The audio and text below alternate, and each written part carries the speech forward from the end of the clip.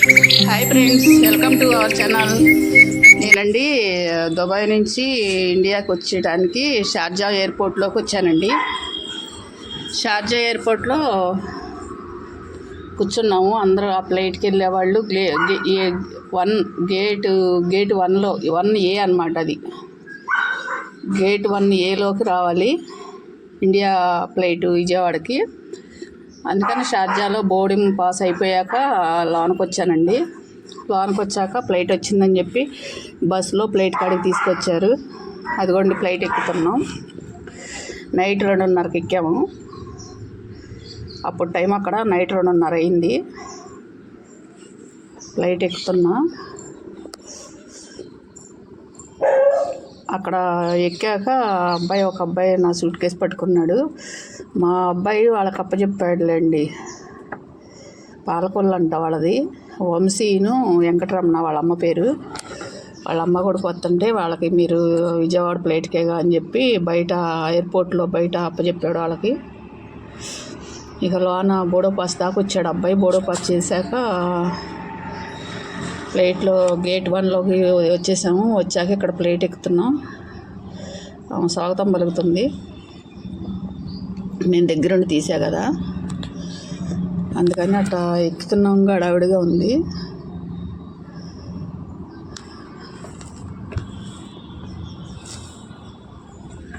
ఎక్కి ఫ్లైట్ లోపలికి వెళ్తున్నాము. బాగా రష్గా ఉంది. చాలామంది ఉన్నారు. 150 మంది దాకా ఉన్నారు. 150 మెంబర్స్ కూడా ఎవరి సూట్ కేసులు వాళ్ళు ఫైన్ పెడుతున్నారు. మాది సీట్ నెంబర్ 27 వచ్చింది. Seat number 27. మా సీట్లో 2 జెంట్స్ కూర్చున్నారు. ఇంకా అక్కడ ఎందుకు లేని చెప్పి ఇంకా 10 సీట్స్ ఖాళీగా ఉన్నాయి. ఇక్కడ యువతల పక్కన రైట్ సైడ్ 3 సీట్స్ ఖాళీగా ఉన్నాయని చెప్పి ఇంకా నేను ఆ సీట్లో కూర్చోకుండా 27లో 30లో కూర్చున్నాను. సీట్లన్నీ ఖాళీగా ఉన్నాయి. 10 సీట్స్ అన్నీ ఉన్నాయి ఖాళీగా. మా బ్యాగ్ కూడా ఎదుర పెట్టాను ఖాళీగా ఉంటాయి. అటు ముందుకి ఉన్నాయి ఖాళీగా, అక్కడ పెట్టుకున్నాం. సూట్ కేసు ల్యాండ్ లగేజ్ కూడా ఎక్కాక ఇంకా ఫ్లైట్ 2:30కి కరెక్ట్గా స్టార్ట్ అవుతుంది. స్టార్ట్ అయ్యే ముందు అమ్మాయి అనౌన్స్మెంట్ ఇస్తుంది అనమాట ఒక దాంట్లో ఫ్లైట్లో ఎయిర్పోర్ట్లో. ఇగో వెంకటరమణ అన్న అమ్మాయి నా పక్కన కూర్చుంది. నేను కూడా పిలిచాను ఆమెని, సీట్లు ఖాళీగా ఉన్నాయి ఇట్రా అని. ఆమె కూడా వేరే వాళ్ళ పక్కన కూర్చుంది. ఏమన్నమాట వెంకటరమణ. వాళ్ళ అబ్బాయి వంశీ ఎదుర కూర్చున్నాడు.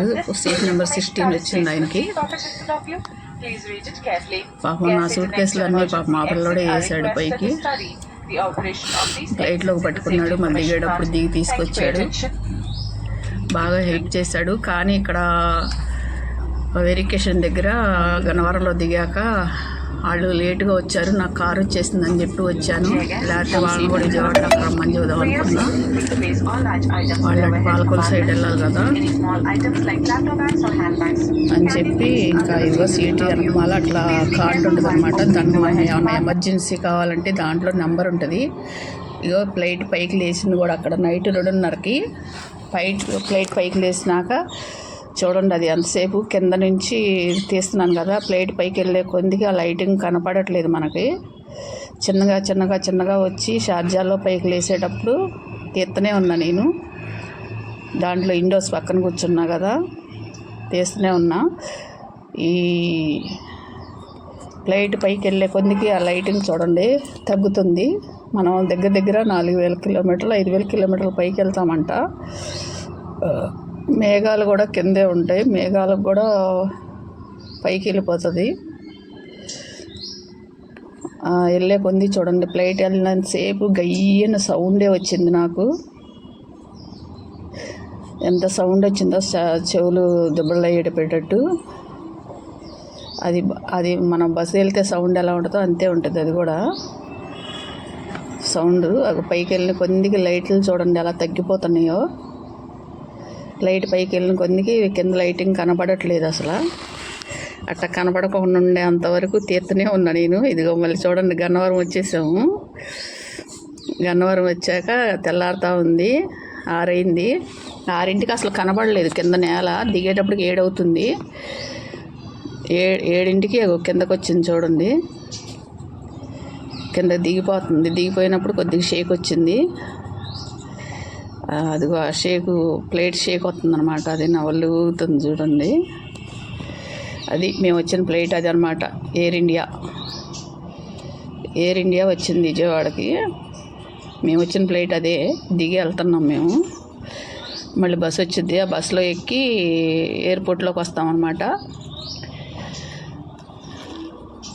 ఇంకా చాలా బాగానే ఈజీగానే వచ్చేసాను. నేను ఒకదాన్ని వచ్చినా కూడా చాలా బాగా అనిపించింది నాకు. అది మేము వచ్చిన ఫ్లైట్. ఇంకా బయటకు వస్తున్నాను. థ్యాంక్ యూ అండి. సబ్స్క్రైబ్ చేయండి, షేర్ చేయండి, లైక్ చేయండి, కామెంట్ పెట్టండి.